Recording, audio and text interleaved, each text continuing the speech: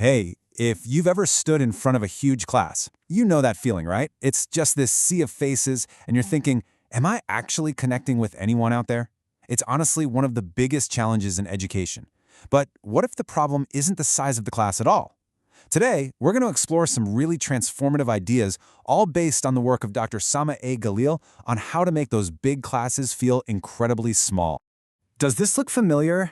That moment you look out at all your students and you just wonder, are you making a real impact? Or do they just feel like another face in a giant crowd? It's a really tough feeling, and it's exactly what we're going to dig into today. And you know, desk frustration, it isn't just a one-way street. For us, the instructors, we're battling anonymity, we're trying desperately to keep everyone engaged, and oh my gosh, we're facing a mountain of grading.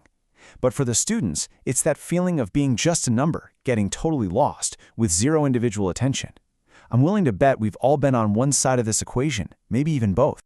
Okay, but here's where we're going to take a sharp turn. What if we're focusing on the completely wrong thing?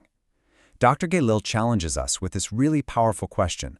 What if the number of students in the room isn't the actual barrier to great teaching and real learning? He argues that the real issue isn't logistical, it's philosophical. It's all about these outdated myths we carry around about what teaching is supposed to look like.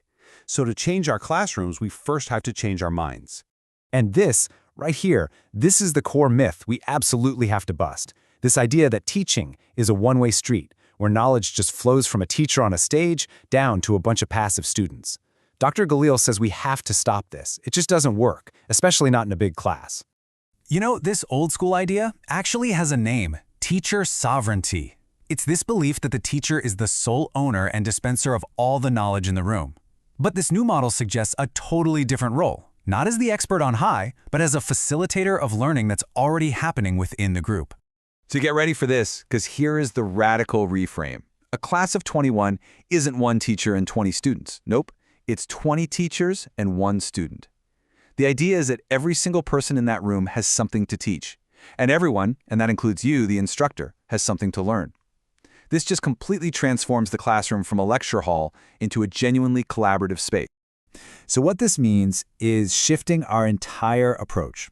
We move away from these top-down, abstract theories about how teaching should work in a perfect world, and instead we get down to a grassroots level, focusing on the actual concerns and questions our students have, right here, right now. It's all about being responsive to the people in the room, not just delivering some pre-planned script. Okay, so that's the big idea. But how do we actually do it? Let's get practical. This whole next section is packed with strategies you can use to build that truly connected, democratic classroom.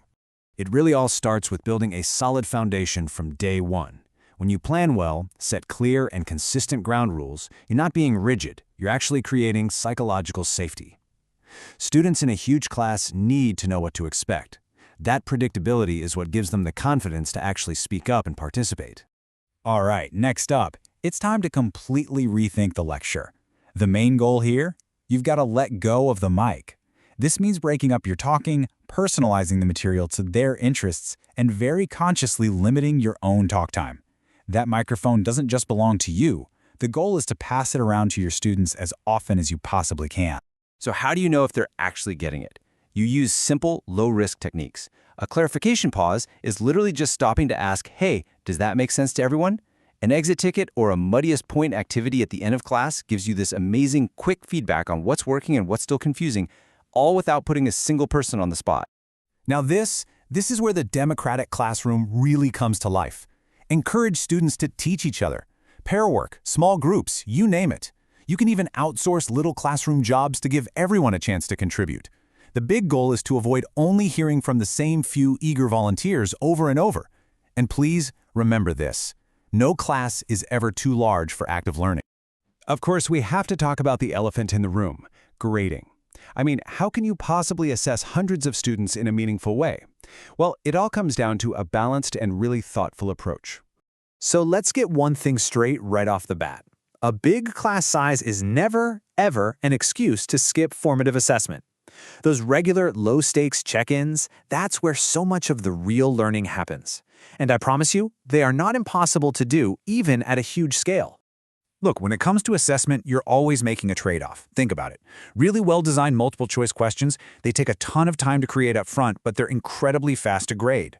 Essays are the complete opposite, so quick to assign, but then they're a massive time investment to grade thoughtfully.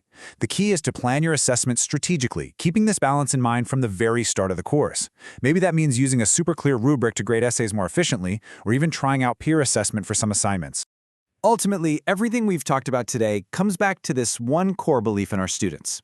As Dr. Galil puts it so powerfully, if you cannot unleash and transform the potentials of your students, don't at least underestimate or undermine them. Our students bring so much insight and experience into our classrooms. Our job is just to create an environment where all that potential can finally flourish. You don't have to overhaul your entire course overnight. Nobody's expecting that. Real change starts with one small step. So looking back at all these strategies, just ask yourself, what is one small change you can make tomorrow to make your big class feel just a little bit smaller?